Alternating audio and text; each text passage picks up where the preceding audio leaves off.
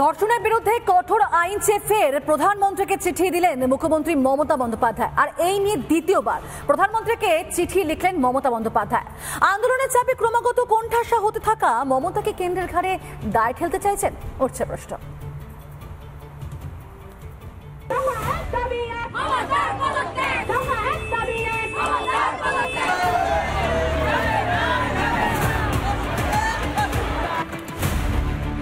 দিনের ব্যবধানে দ্বিতীয়বার ফের ধর্ষণ। মাস্কট স্পিন কন্ট্রোল ল্যাবের পরীক্ষায় এটি প্রমাণিত। কেয়াসেট অ্যালোপেক্স পেন্টা অ্যাক্টিভ নতুন চুল গজাতে সাহায্য করে, চুল পড়া বন্ধ করে। কেয়াসেট অ্যালোপেক্স পেন্টা অ্যাক্টিভ 10 হেয়ার ফল প্রবলেমের একমাত্র সলিউশন। বিরোধী কঠোর আইন আনতে প্রধানমন্ত্রীকে চিঠি লিখলেন মুখ্যমন্ত্রী মমতা বন্দ্যোপাধ্যায়। যদিও ভারতীয় ন্যায় সংহিতাকে এড়িয়ে আগেই ধর্ষণের মতো অপরাধের ক্ষেত্রে 10 দিনের বিচার করে সাজা দিতে বিল আনার ঘোষণা করেছিলেন মুখ্যমন্ত্রী। 2 সেপ্টেম্বরে সেই বিল বিধানসভায় পেশ করতে চলেছে রাজ্য। আমরা ওয়েস্ট বেঙ্গল অ্যাসেম্বলি থেকে আগামী 10 দিনের মধ্যে ফাঁসির ধর্ষকের ফাঁসি চাই এই বিল আমরা পাশ করে রাজ্যপালের কাছে পাঠাবো। একদিকে অভয়ার জন্য ন্যায় বিচারের দাবিতে আন্দোলন থামাতে লাঠি, জলকামান, কাঁদানে গ্যাস সবই চালাচ্ছে মমতা বন্দ্যোপাধ্যায়ের পুলিশ।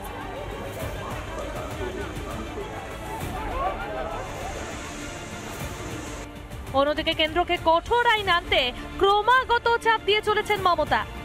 22 আগস্ট প্রধানমন্ত্রীকে এই বিষয়ে প্রথম চিঠি লিখেছিলেন মুখ্যমন্ত্রী। দ্বিতীয় চিঠিতে মমতা লিখেছেন, ধর্ষকদের কঠোর শাস্তির আইনের বিষয়ে আপনাকে চিঠি লিখেছিলাম। অত্যন্ত স্পর্শকাতর বিষয় লেখা সেই চিঠির কোনো জবাব পাইনি। গতানুগতিক জবাবি চিঠিতে বিষয়টিকে সেভাবে গুরুত্ব দেওয়া হয়নি। আমি আশা করব সমাজের প্রয়োজনে আপনি বিষয়টিকে গুরুত্ব সহকারে দেখবেন।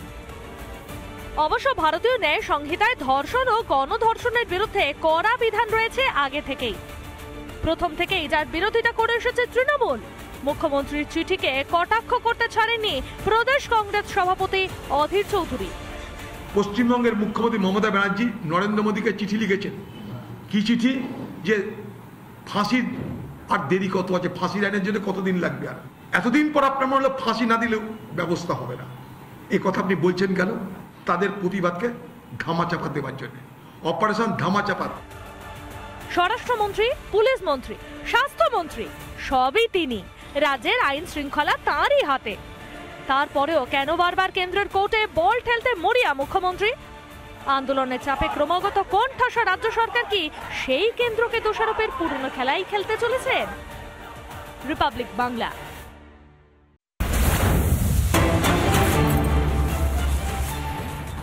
একদিকে মমতা বন্দ্যোপাধ্যায়ের চিঠি, অন্যদিকে আর্চিকর কাণ্ডের আবহে ফের দিল্লি থেকে চিঠি পেলেন মুখ্যমন্ত্রী মমতা বন্দ্যোপাধ্যায়। এবারও চিঠি দিলেন কেন্দ্রীয় নারী ও শিশু কল্যাণ মন্ত্রী অন্নপূর্ণা দেবী।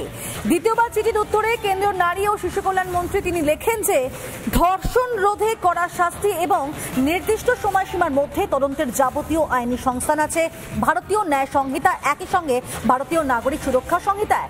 30 জুন 2024 পর্যন্ত সেখানে পশ্চিমবঙ্গের ফাস্ট ট্র্যাক কোর্ট, সেখানে মোট 81,141টি মামলা বিচারাধীন ছিল। পশ্চিমবঙ্গের এফটিসিতে 48,600টি ধর্ষণের মামলা এবং পক্সো মামলা পড়ে রয়েছে। বাকি 11টি ফাস্ট ট্র্যাক স্পেশাল কোর্ট চালুর বিষয়ে কোনো উদ্যোগ দেখায়নি রাজ্য সরকার। ফাস্ট ট্র্যাক কোর্ট নিয়ে মুখ্যমন্ত্রীর বক্তব্যকে ভুল বলেও জানিয়েছেন কেন্দ্রীয় মন্ত্রী। অর্থাৎ আর্জিকর আবহে সেখানে কিন্তু আবারও দিল্লি থেকে চিঠি পেলেন মুখ্যমন্ত্রী মমতা বন্দ্যোপাধ্যায়। তবে এবারও চিঠি দিয়েছেন কেন্দ্রীয় নারী ও শিশু কল্যাণ মন্ত্রী অন্নপূর্ণা দেবী।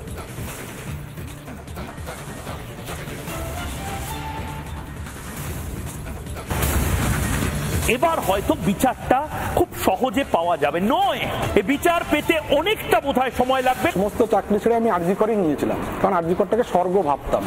লাস্ট 3 বছরে আরজিকর নরক দেখেছি। আপনি ওদিকে আবার বলছেন যে 40 ফিট কর্ডন করা আছে, ওটা কি স্কোয়ার ফিটের হিসাবে বললেন না সোজাসুজি একটা দেওয়ালের কথা বললেন? 12টা 44 পর্যন্ত তিনি ব্রড ডেটে সাইন করতে চাননি।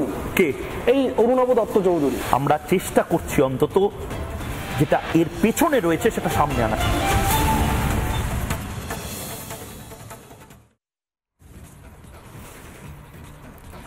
ওয়াই চ্যানেলে বিজেপির ধর্নার দ্বিতীয় দিনে যোগ দিলেন বিরোধী দলনেতা শুভেন্দু অধিকারী। আর এছাড়াও সেই ধর্নায় ছিলেন বিজেপির রাজ্য সভাপতি সুকান্ত মজুমদার, শ্রমিক ভট্টাচার্য, তাপস রায়ের মতো নেতারা। বৃহস্পতিবারই ধর্না স্থান পরিবর্তনের আবেদন করে হাইকোর্টে ভর্ৎসিত হয়েছিল রাজ্য।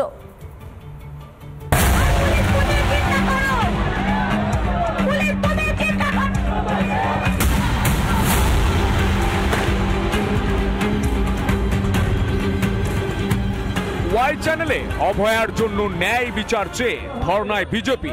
দ্বিতীয় দিনে ধর্না মঞ্চে এলেন রাজ্যের বিরোধী দলনেতা শুভেন্দু অধিকারী। সহস্রাধিকেরও বেশি মহিলা আজকে গিয়ে তালা লাগিয়ে এসেছে ঘুমিয়ে থাকা মমতা ব্যানার্জির শাখা সংগঠন রাজ্য মহিলা কমিশনে।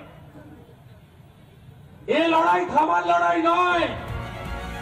শুভেন্দু অধিকারী ছাড়াও এই ধর্নায় যোগ দেন বিজেপির রাজ্য সভাপতি সুকান্ত মজুমদার সহ বঙ্গ বিজেপির এক ঝাঁক শীর্ষ নেতৃত্ব। বৃহস্পতিবারই ধর্না স্থান 10 ফুট পিছনোর জন্য হাইকোর্টের ডিভিশন বেঞ্চে গিয়েছিল রাজ্য। একটা ধর্না নিয়ে বারবার আদালতের দ্বারস্থ হওয়ায় রাজ্যকে কড়া ভাষায় ভর্ৎসনা করেন প্রধান বিচারপতি। আপনি নিজে সামলান, আবেদন করলে খারিজ করব। আমরা দেখেছি আপনাদের পদ্ধতি, ডান হাতে না হলে বাঁ হাত ব্যবহার করেন, বিষয়টি তুললে লজ্জায় পড়বেন। ওয়াই চ্যানেলে বিজেপির ধর্না চলবে 5ই সেপ্টেম্বর পর্যন্ত। এদিকে শুক্রবারও হাইকোর্টে cultural and Literary forum of Bengal নামের একটি সংগঠনকে 3রা সেপ্টেম্বর রবীন্দ্র সদন থেকে হাজরা মোড় পর্যন্ত মিছিলের অনুমতি দিয়েছে। অভয়ার জন্য বিচারের দাবিতে হাঁটতেই কেন বারবার হাইকোর্টের কাছে যেতে হচ্ছে? আন্দোলন কি এতটাই ভয় পায় শাসক? রিপাবলিক বাংলা।